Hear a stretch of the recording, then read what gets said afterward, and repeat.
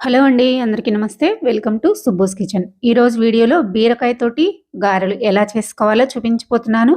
చాలామంది బీరకాయ అంటే ఇష్టంగా తినరు కాబట్టి ఇలా బీరకాయతోటి గారెలు చేసి పెట్టారంటే చాలా ఇష్టంగా తింటారు. ఇందులో బీరకాయ వేసామని మనం చెప్పే వరకు తెలీదు. అంత బావుంటాయి. తప్పకుండా మీరు కూడా ఇలా ఒకసారి ట్రై చేయండి.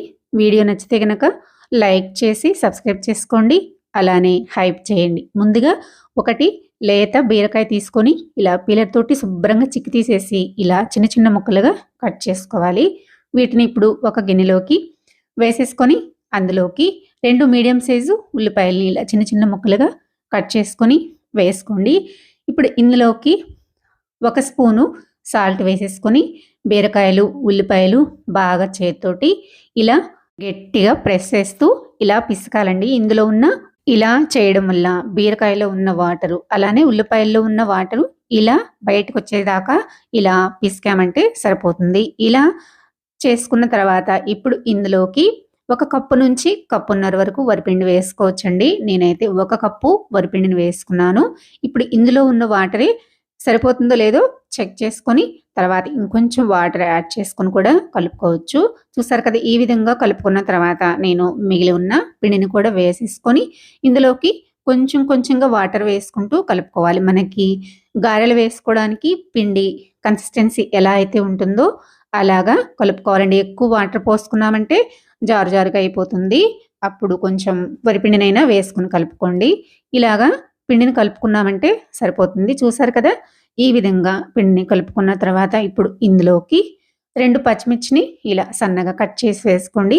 అలానే తురిమిన అల్లము, అలానే కొంచెం కరివేపాకు, కట్ చేసిన కొత్తిమీర, కొంచెం జీలకర్ర వేసేసుకొని అలానే ఒక పావు టీ స్పూన్ వరకు పసుపును వేసుకొని బాగా కలిసిపోయేలాగా కలిపేసేసుకోండి. కన్సిస్టెన్సీ అనేది గారెలు వేసుకోవడానికి వీలుగా ఉండాలి.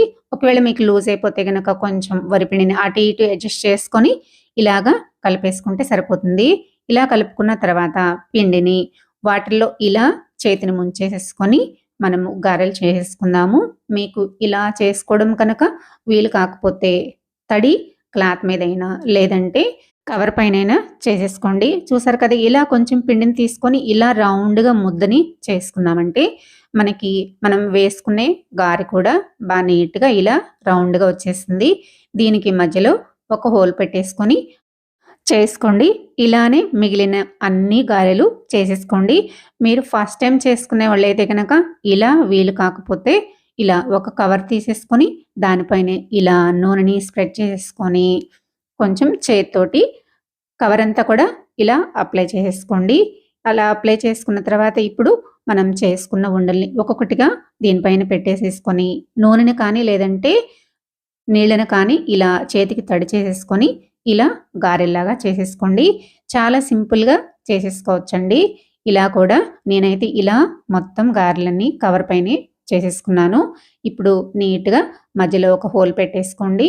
ఇలా చేసుకోవడం వల్ల మనకి గారెలు రౌండ్‌గా అన్నీ ఒకే షేప్‌లో కరెక్ట్‌గా వస్తాయన్నమాట. చూసారు కదా! ఈ విధంగా చేసేసుకొని ఇప్పుడు దీన్ని తీసేసి బాగా హీట్ చేసుకున్న ఆయిల్‌లోకి వేసేసుకుందాము. డీప్ ఫ్రైకి తగినంత ఆయిల్ హీట్ చేసుకున్న తర్వాత ఒక్కొక్కటి తీసి బాండీకి సరిపడినన్ని వేసేసుకోండి. మనం గారెలు వేసేసుకునేటప్పుడు ఆయిల్ బాగా హీట్ అవ్వాలండి. హీట్ అయిన తర్వాతే గారెలు వేసేసుకోవాలి. ఇలా వేసుకున్న తర్వాత వెంటనే గరిటె పెట్టి కదిలించకుండా కొంచెం ఫ్రై అయిపోయిన తర్వాత ఒక వైపు నుంచి ఇలా రెండో వైపుకి టర్న్ చేసుకుంటూ ఉడికించుకోవాలి. మంటని మాత్రం మీడియం ఫ్లేమ్‌లో పెట్టేసుకొని ఉడికించుకోండి. చూసారు కదా! ఒకవైపు గోల్డ్ కలర్ వచ్చేసింది. అలానే రెండో వైపు కూడా గోల్డ్ కలర్ వచ్చింది కదా! ఇప్పుడు వీటిని తీసేసి ఒక ప్లేట్‌లోకైతే పక్కన పెట్టేసుకుందాము. ఇలానే మిగిలిన గారెలన్నీ చేసేసుకున్నానండి. నాకైతే చాలా బాగా వచ్చాయి. టేస్ట్ కూడా చాలా అంటే చాలా బాగున్నాయండి. ఎప్పుడూ చేసుకునే విధంగా కాకుండా ఇలా బీరకాయతోటి ఒక్కసారి ట్రై చేయండి. బ్రేక్‌ఫాస్ట్‌కైనా సరే లేదంటే ఈవినింగ్ స్నాక్స్‌కైనా కూడా చాలా బావుంటాయి. తప్పకుండా ట్రై చేసి మీకైతే ఎలా వచ్చాయో కామెంట్ చేయడం మర్చిపోకండి. నా వీడియో నచ్చితే లైక్ చేసి సబ్స్క్రైబ్ చేసుకోండి. షేర్ చేయండి. మరో మంచి వీడియోతో మళ్ళీ కలుద్దాం. Thanks for watching.